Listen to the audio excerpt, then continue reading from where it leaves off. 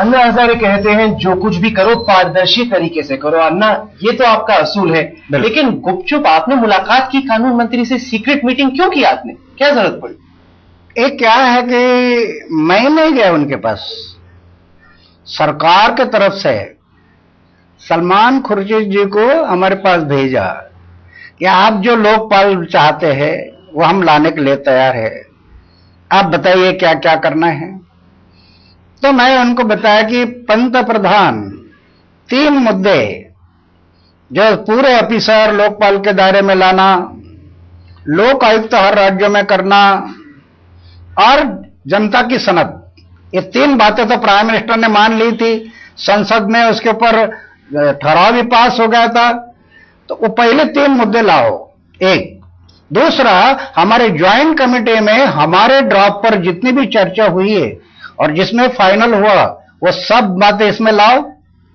उसके बाद right to reject और ग्राम सभा, तो ये हमारी बातें हुई। जैसे हमारी बात हो गई, सलमान खुर्शीद जी चले गए और मैं सरकार से बोलता हूं, प्राइम मिनिस्टर सोनिया गांधी इनसे बात करता हूं और फिर आपको मैसेज भेज देता हूं। गए, जाने के बाद मुझे फिर मैसेज आ गया कि मैं पंत प्रधान जी और सोनिया गांधी से बात किया और नारायण स्वामी हमारे साथ में थे, हम जाकर मिले और दोनों ने भी आपकी बात मान ली।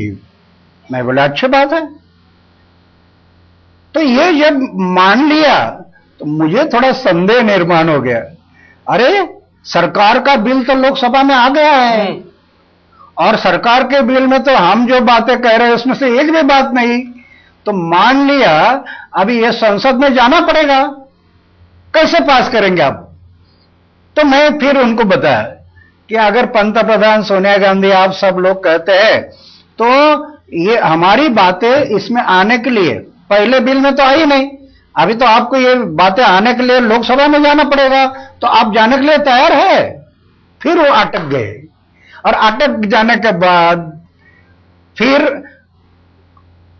उन्होंने ये सोचा कि अभी तो ये क्या जवाब देंगे, और फिर उन्होंने एक आइडिया की।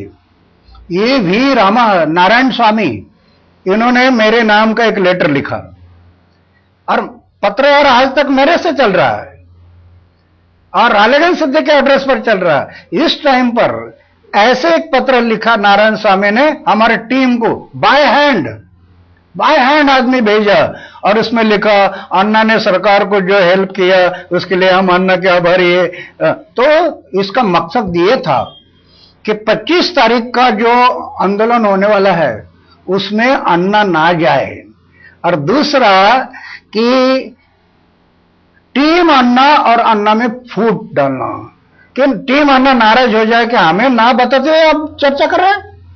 तो ये षड्यंत्र था उनका, लेकिन वो सफल नहीं हुआ। फिर से बुलाया तो आप जाओगे मुलाकात के लिए?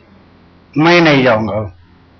हाँ, एक है, सरकार को अगर लगता है लोकपाल लाएंगे, सरकार चाहती है जनता के भलाई के लिए हम करने के लिए तैयार है, मैं नहीं जाऊंगा। लेकिन सरकार के लोग अगर बोलते हैं हमारी तैयारी बात करने के लिए, तो आइए, हमारा रास्ता खुला है, हम नहीं जाएंगे। अभी सरकार को लगता है आना है तो आइए, बात करेंगे। सरकार ये कह रही है कि अवन्ना को जो करना है करने दो, अनशन पे बैठना है बैठने दो, हम नहीं करेंगे।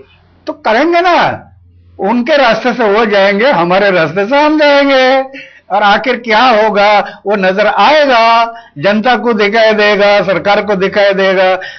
चलो तो आप अपने रास्ते से जाओ, लेकिन एक प्रकार की जनता से गद्दारी है, ऐसे मैं मानता हूं कि जनता मालिक है, आप सेवक है, और जनता कह रही कि भी ये कानून बनाओ और आप बोलते नहीं बनाएंगे।